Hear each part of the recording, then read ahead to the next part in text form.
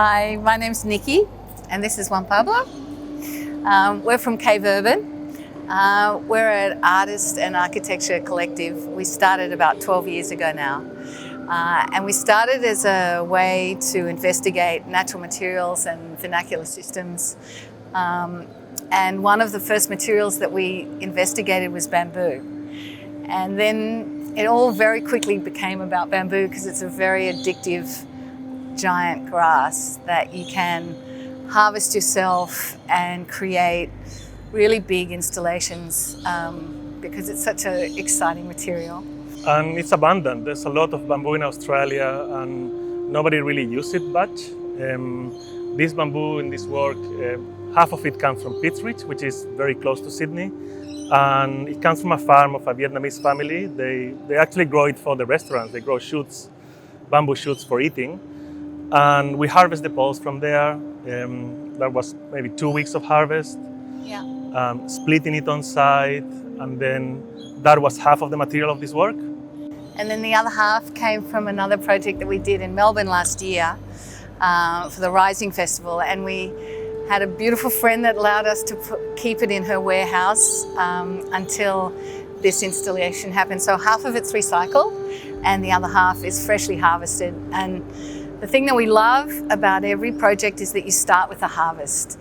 Kind of the journey for this particular project started talking with Jose, and he joined us the space and saying, look, this is a very big space. We need something to somehow tame the scale and be able to, create little pockets for the artworks and make it, more of a human scale. And then we sort of work backwards. So we work from the space to create elements that are at the scale of the space. So each one of these ribbons is roughly 20 meters long. Some of them are a meter wide, which is the width of the columns.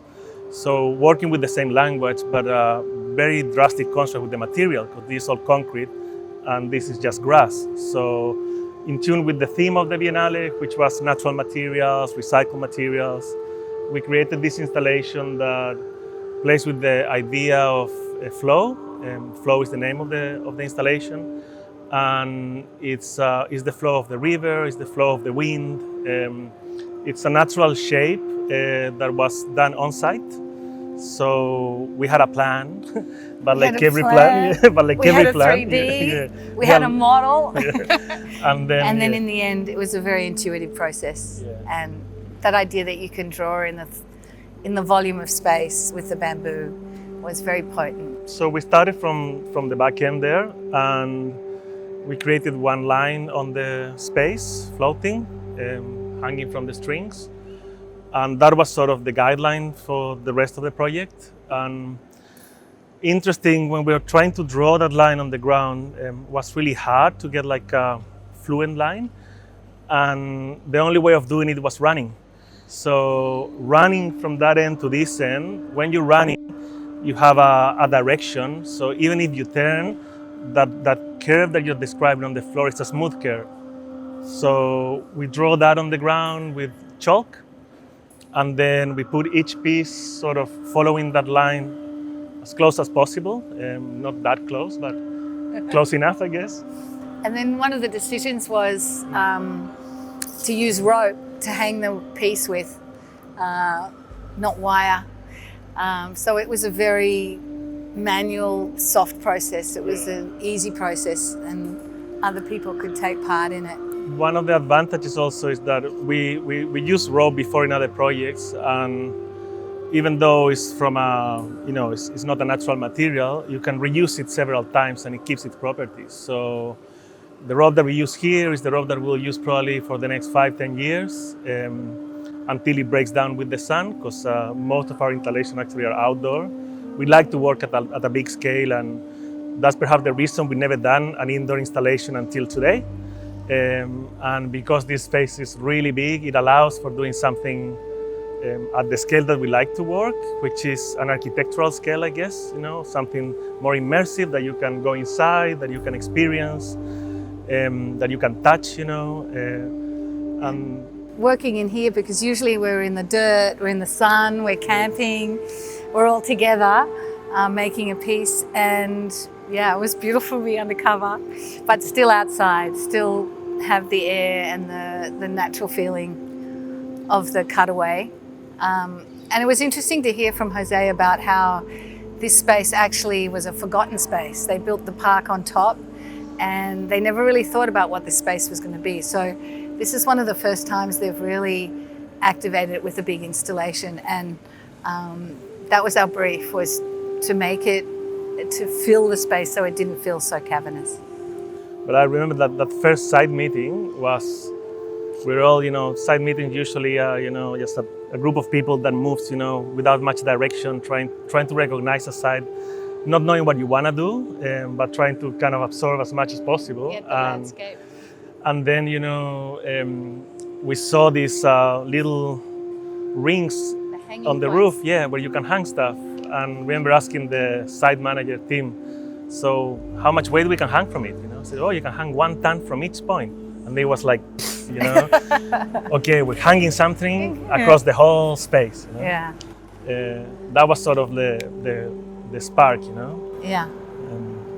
And the beautiful thing about bamboo is that it's a lightweight material. So we could hang many points from the one and it still wouldn't be too heavy. So it's light above your head. It doesn't feel heavy above your head. Something that we also love is that because it's representing the flow, that the artworks become like the boulders in the river, that the flow comes around the pieces and then creates its own space for each artwork.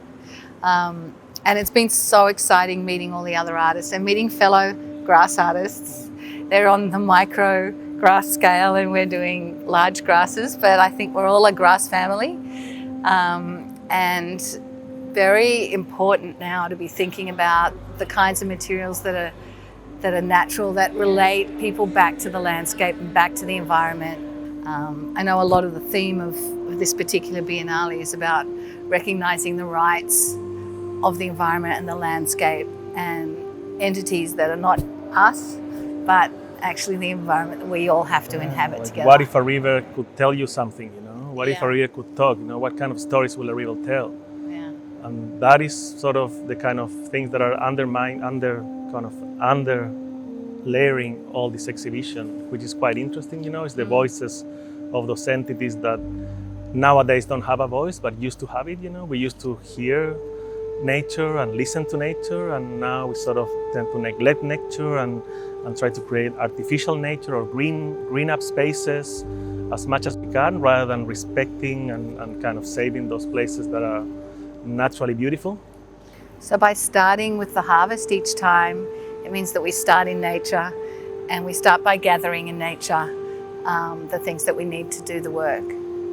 And the beauty is that because it's a grass, a giant one, the more you cut it, the greener it grows. It loves being cut. So you go to the forest, you cut, and then you come, next year and there's double the amount of shoots, and then you let it mature for 2-3 years and you can use it again. So it's sort of a nice cycle that we have, in which the forest is looking better than when we first started working with that forest.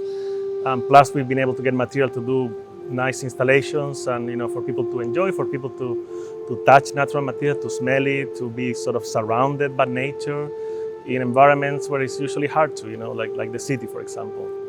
And that they're ephemeral. So something that we love is the fact that you can go with the natural cycle of the landscape. You don't have to make something last for 100 years. And as architects, we're all trained to make things last 100 years, but if you listen to the seasons and you're more in tune with the natural cycle of things, then every structure should be a seasonal structure. It should be something that gets refreshed in the spring and has a natural evolution.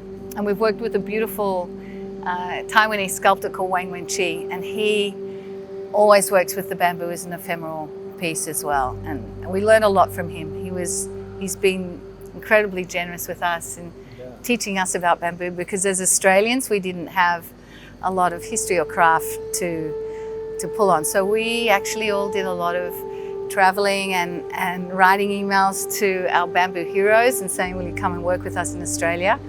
And they did, which was amazing for us. Well, the first year when we started Cape Urban, we did a little book, a folio, which was a research folio on bamboo structures and bamboo artists, and it was sort of a little catalog just for ourselves, really. And what was happening all over the world, and all our favorite. Whatever we thought it was exciting will go in the book, and then whenever we were thinking, something else goes in, something will have to come out, and sort of curating our own little Progress. It's interesting.